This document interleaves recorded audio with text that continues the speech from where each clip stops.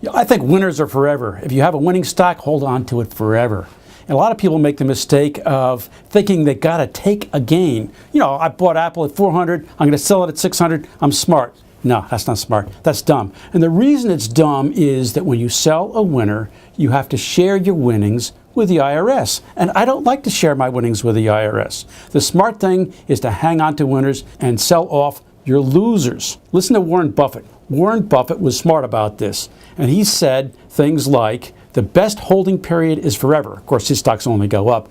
And he's also been known to say things like, I got richest fastest by sitting on my butt.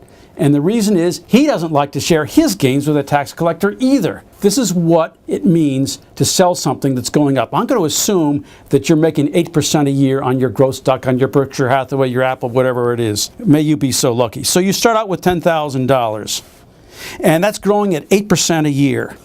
Now, how fast does something double at a rate of 8%? It takes 9 years to double. So what happens if you hang on for a really long time, like the amount of time you should have been holding Berkshire Hathaway or Apple? 36 years. Let's just suppose you hang on for a really long time, 36 years.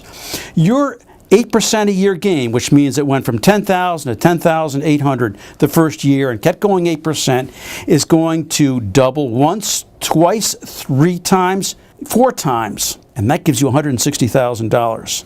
That's Mr. Smart. You hang on to your stuff forever. Now, Mr. Dumb, he's got the same 10,000 he's starting with. He's making the same 8%, but he's got a little problem. He likes to sell his winners. So after a year, he sells his 8% stock. He pays up 1/4 of it, a 25% tax rate to the IRS. And what has he got left? He's got a 6% return. How long does it take for something to double at a 6% rate? It's a whole lot longer. Well, somewhat longer. Instead of 9 years, it's 12 years.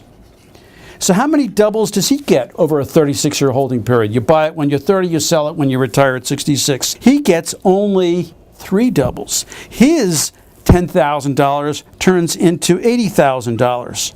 So you thought it was a small thing to pay income tax on your gains when you sold them after only a year? It's a big thing. It's a 2-to-1 difference in what you've earned. So what does it mean to buy and hold if you're a smart growth stock picker like the famous Charles Almond?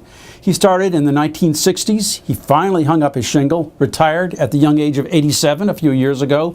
And if you looked at his list of stocks, it had some extraordinary performers on there.